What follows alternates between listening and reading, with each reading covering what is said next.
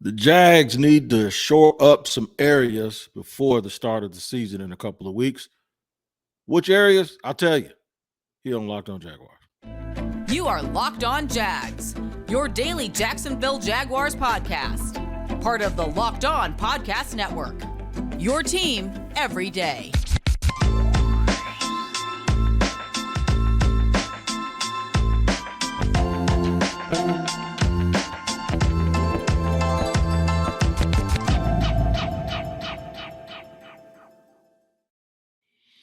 What's happening, good people? This your man, Tony Wiggins, here with Locked On Jaguars, your daily Jaguars podcast. We're at your team every day. We thank you for making us your first listen. Reminding you that we're free on all platforms. Wherever you get your podcast, you'll find us. You don't have to pay for it. What's going on, man? Here today, just to bring, I promise I'm not going to pop my lips no more. I promise I won't. I'm drinking this diet tea, and it just makes me do that sometimes. So I do apologize. But tell you what, I'm going to pop off about today. The Jaguars and their need to make some moves to shore up certain parts of their team, depth. But one in particular that really, really, really is super, super important, and that's kicker. I mean, I know people just go, he's just a kicker, man. He ain't really part of the team, and he's not really, he's just a kicker. You know, it's insignificant. You can find a guy that can kick.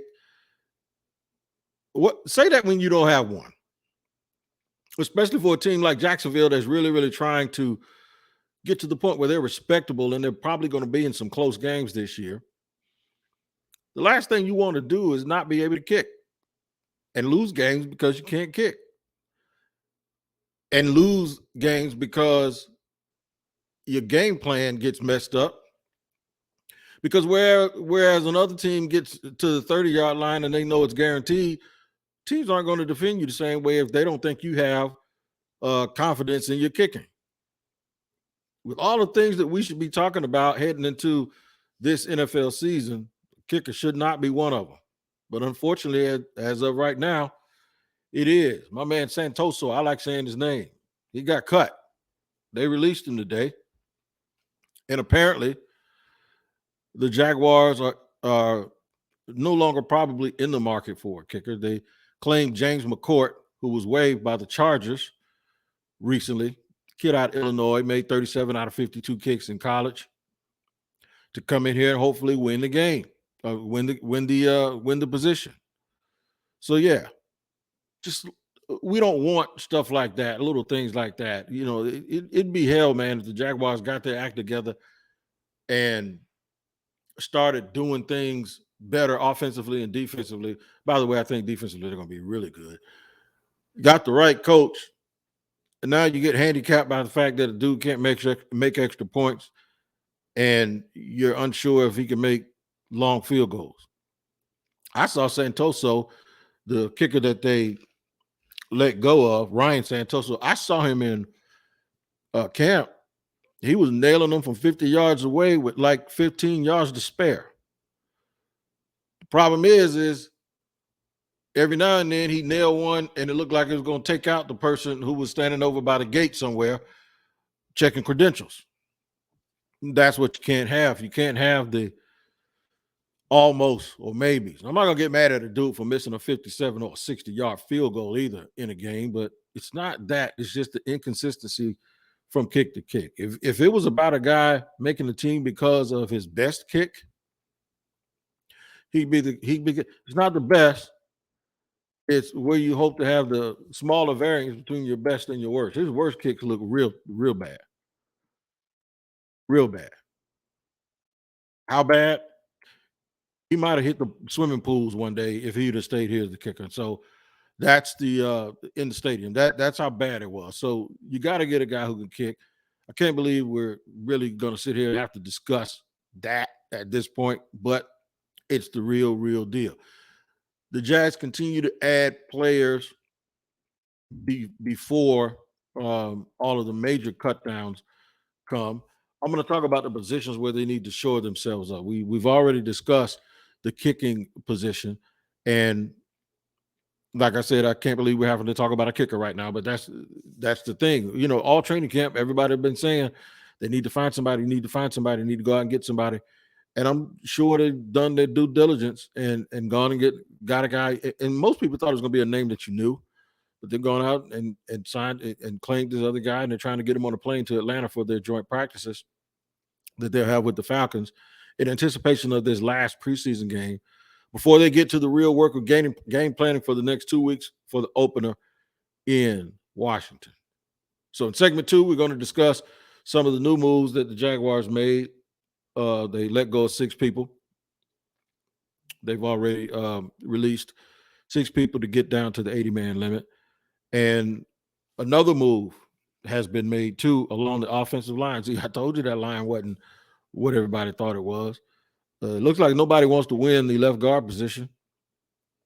Although today Ben Barch was running with the ones. I think the Tyler Shatley experiment is probably over in terms of him being a starter. He's a backup. This is always what he was. He's a backup who's going to swing between center and guard. And maybe Ben Barch, who took the ones, maybe he's not safe. And Will Richardson probably isn't safe.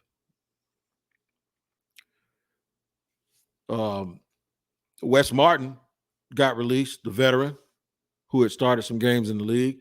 He was released, and they released him to make room for this Van Lanen kid that is coming to play the swing position between guard and tackle. And he's from Green Bay. I'll tell you everything about him as I want to make sure I got his name right. It's Cole Van Lanen. He sounds like an offensive lineman. Cole Van Lanen happens to be a Green Bay native who is coming to Jacksonville for an undisclosed draft pick. If he is good enough to be a swing player, then you may understand now why yesterday I said that I don't know if Will Richardson is going to make the team. And I'm going to have to get rid of somebody else now if he's the guy that they're trading for. That means he's probably going to stick around. And I had 9 yesterday, maybe 10 guys might be kept now. I had Traore, Casey McDermott, Little, and Shatley as my 4 backups.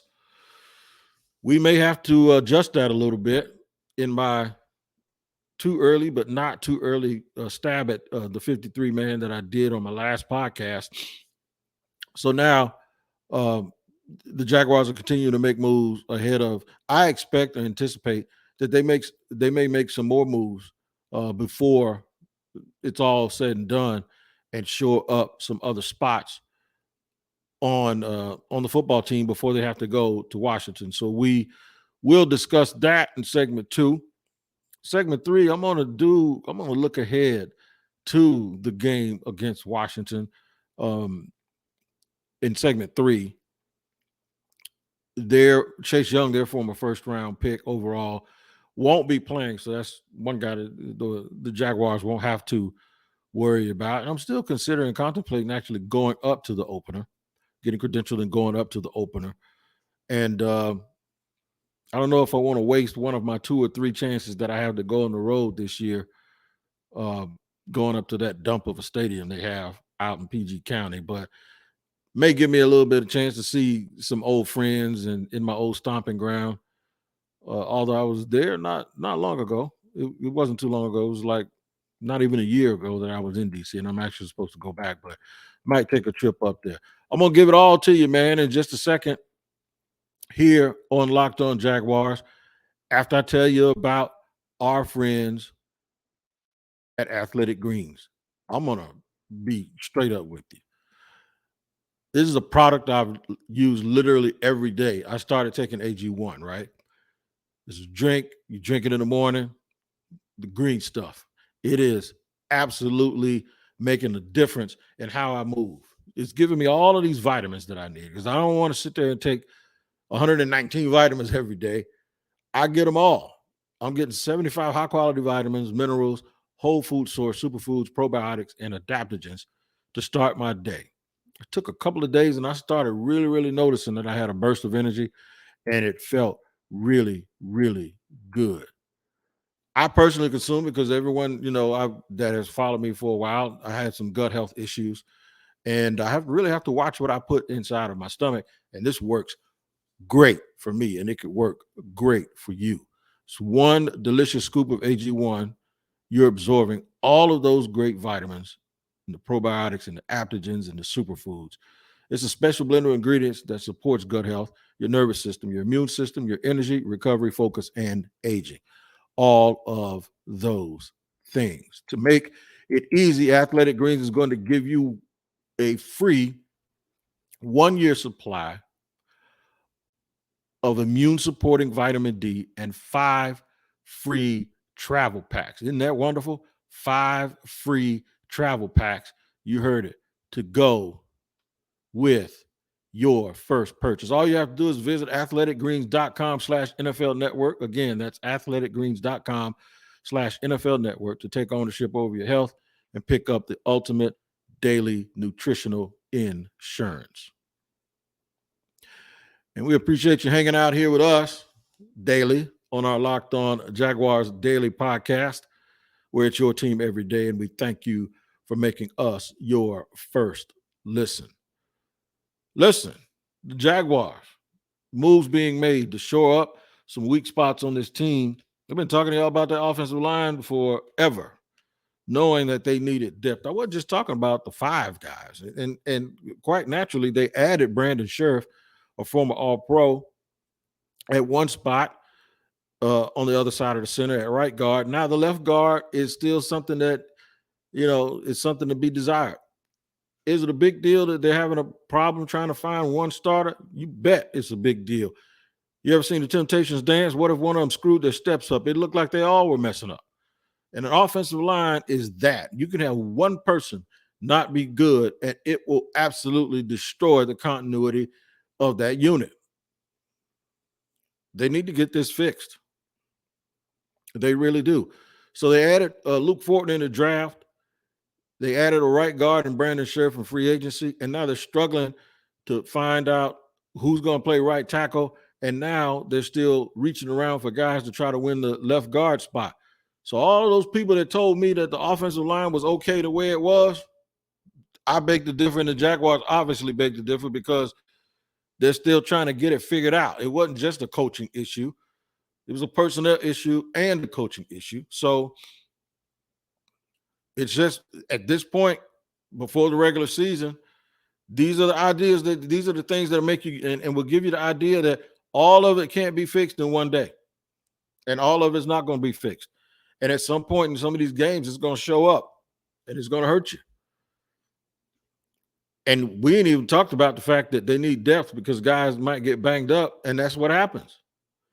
Guys actually get banged up. So, yeah, it couldn't be. I didn't have the expectation that they were going to fix everything in one season. That would be naive to think that. And if you get Trayvon Walker, you can't draft one of those other guys. By the way, Ike Ekwonu struggled big time the other day in a preseason game. He gave up 2 sacks in 3 plays to back up defensive linemen that I had never heard of. So just because you pick a guy high doesn't mean he's going to be ready to go. I just know that for this team to fulfill its potential and for Trevor Lawrence to continue to develop the way, there has to be just this total upgrade of talent. We can't settle for this being okay or fine at these positions, especially on the offensive line. I want to dominate just the same way we anticipate that our front 7 here in Jacksonville is going to be very good. That's eventually what I want to say about the offensive line. It's like so many people focus on quarterback. I get it, but so many people focus on all of the skill positions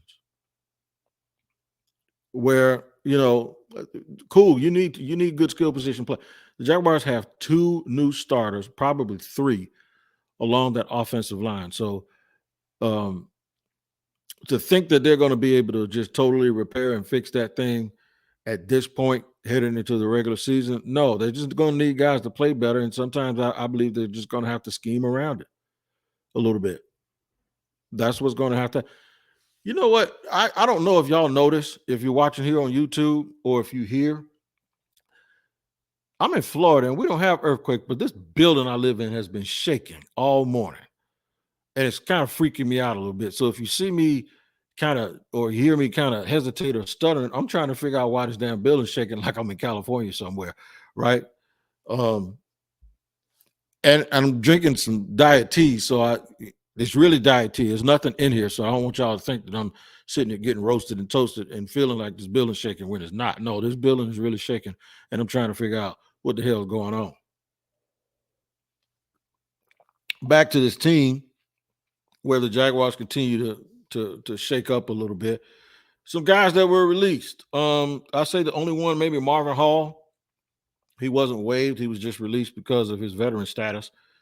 That's the only one that really shocked me today, only because I know they kept giving him chance after chance to try to win the backup position on. He looked good at times in practice to win the backup punt return position, but they just went ahead and decided to move on. I think Christian Kirk's going to probably be the guy if something happens to Jamal Agnew, who's going to be returning those punts. If you'd have caught me at the beginning of the camp, Lawan Winningham was a guy who we all thought was going to have a little bit of an impact.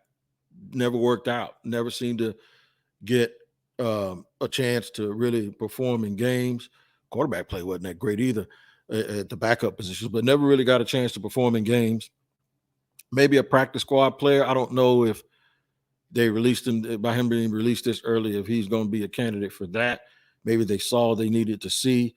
And then they'll probably end up, if Kevin Austin, which I doubt if he makes the 53, will probably be a guy that they invest some time in moving forward at the wide receiver position. So Bo Benchwall, I want to say that's how Benchwall. I want to say that's how you say his name. I don't know why it seems like I saw that on the bratwurst package in Germany back in the day, something spelt like that. But anyway, they brought him in last week, probably took a look-see, let him go. And a few other guys that nothing to really raise your eyebrows about at this point. But yeah, they got to shore it up, man. And I was thinking that maybe linebacker, if they could find a veteran linebacker, but it seems like they're going to get Devin Lloyd back, according to Doug Peterson, as well as Shaq Porterman played better last week. I know everyone saw that tackle he missed in open space, but he got there and he forced the play back towards the inside, and someone else ended up making the tackle. But I think we've pretty much settled that we know who the 4 inside linebackers is going to be, and probably a 5th guy if they keep Terrell Adams, who's a leader in the special teams department. So there's not much you're going to be able to do to get ready to change for the beginning of the season. Speaking of which, beginning of the season is coming up here very, very soon. I'm going to give you a preview a little bit of what I expect to see out of Jacksonville when they go up to Washington, because they play Atlanta this weekend. But be honest, what are people really concerned about? Folks are really concerned about what's going to happen in week 1 and how, if the Jaguars are going to be able to get off to a good start. So I'll talk about that in just a second here on Locked On Jaguars. LinkedIn Jobs helps you find the candidates you want to talk to. That's right, and they do it faster. Did you know every week nearly 40 million job seekers visit LinkedIn? Post your job for free at linkedin.com/LockedOnNFL. That's linkedin.com/LockedOnNFL to post your job for free. You can create a job post in minutes on LinkedIn Jobs to reach your network and beyond to the world's largest professional network of over 810 million people. Then add your job and the purple #hiring frame to your LinkedIn profile to spread the word that you're hiring, so your network can help you find the right people to hire. Simple tools like screening questions make it easy to focus on candidates with just the right skills and experience. You can quickly prioritize who you'd like to interview. My daughter was in the Army, posted on LinkedIn, just like that, was matched with 2 or 3 companies. And once she was discharged from the Army, got her a job right away. So I know for a fact it works. It can work for you too. Make sure you post your job for free at linkedin.com/LockedOnNFL. And we thank you for joining us once again here on Locked On NFL. I am your host, Tony Wiggins. Been covering this team for as long as I can remember, hosting this daily Jaguars podcast where it's your team every day. And we thank you always for making us your first listen. And reminder, we are free on all platforms. Week 1 is all everybody thinks about. The starters won't play in Atlanta in the final preseason game. The team goes up to Flowery Branch and get some good work in this week in joint practices.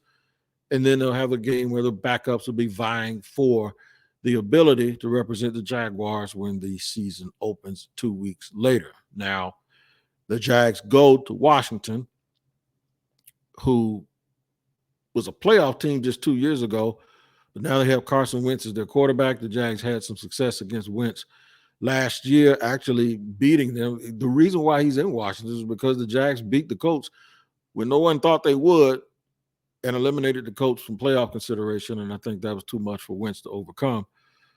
There will be no Chase Young, so Trevor Lawrence doesn't mean he's going to have it easy now because they do have Montez Sweat and Deron Payne, and they have some monsters up on that front, and they run a system where they really, really want to bother and get after the quarterback. The biggest challenge for Jacksonville in that game, I think, will be making sure Scary Terry doesn't get loose and stopping those running backs. That's Terry McLaurin, by the way, and then stopping the running backs coming out of the backfield. But just traveling, going up with some pressure on them. I think Washington is a very, very beatable team for Jacksonville, mainly because I don't trust Carson Wentz at quarterback. And that whole organization, man, y'all want to talk about, you think the Jaguars were dysfunctional? Just imagine having Urban Meyer, not as your coach, but in your front office for the last decade and a half. That's almost what it's like for Washington, for the Commanders with their ownership group and a lot of the people that they had running the team in the past. So a team that in Washington that is trying to get over and shed some very bad PR and bad conduct. And the Jaguars, while they haven't had bad conduct, they just had poor play on the field. And the Jaguars want to do everything they can to shed that. Why am I looking so far ahead to that? Because to me, the regular season is all that matters at this point. I told everyone that eventually folks would get preseason fatigue. And I think everyone is at that point now, especially with Jacksonville getting to the point where they're trying to shore up their depth on the waiver wire by making trades. They pretty much already know who 45 or 46 of their guys are. Maybe they make some more moves before the opening day to shore things up. Hopefully this kicker works out and we don't go up to Washington and lose a game because the guy can't kick. That would be devastating for a team that's really, really trying to turn the corner like Jacksonville is and get better, improve. So hopefully the young man that he got from San Diego lands in Atlanta and they get up there and he's able to get his chemistry down with the holders and he can make some kicks and we have some confidence that they can make kicks, because I'm telling you, it's disheartening. There's nothing that rips your soul out more than not being able to kick the ball. There are things that can, but I mean, when you've got the rest of your team heading in the right direction, this is the last thing you need. I think Peyton Manning said something about an idiot kicker one time, right? About Vanderjack up in Indy. That's just a part of the game that we all assume is going to be okay. Well, right now it's not okay, and hopefully the Jaguars can get it fixed. You got to get it all done by the first game. That first game sets the tone, I believe, for the early part of the season. If you get a win on the road, that would really, really, really bode well for Jacksonville and what everyone starts to think about the Jaguars. Make sure you check out my man Vinny Iyer on the Locked On Fantasy Football Show. You better, because it's fantasy draft week. And if you ain't got your stuff together, my draft is Saturday. I picked 3rd in one draft and 12th in the other. I've been practicing, in the drafts where I picked 12th have actually worked out better for me than the one picking 3rd. So make sure you get all of your fantasy draft information from Vinny Iyer, the Locked On Fantasy Football Show, which is everywhere you get podcasts, and make that your next listen here on the Locked On Podcast Network. For Locked On Jaguars, I'm Tony Wiggins. I will let you know what the travel is going to be about and what the practices are tomorrow. I'll try to post and record a show after the session of practices. We're going to make sure everybody stay healthy now. This ain't time for people to get banged up, and give you an update on what they think of that kicker as long as he can get in. I got a lot of people on the ground up at Flowery Branch, so we'll see what the Jaguars do. We're all beaming in and heading towards game one. That's the focus. So from this point forward, we are just focused on all the little moves they make to get to game one and try to shore up the parts of the team that need to be shored up. I can't believe I did a podcast about the fact that the Jaguars actually went a couple of hours where they did not have a kicker. But I get a kick out of it just doing this show every day, and we thank you for joining us. And we'll see you tomorrow. Make sure you do what I always say, and that's take care of each other.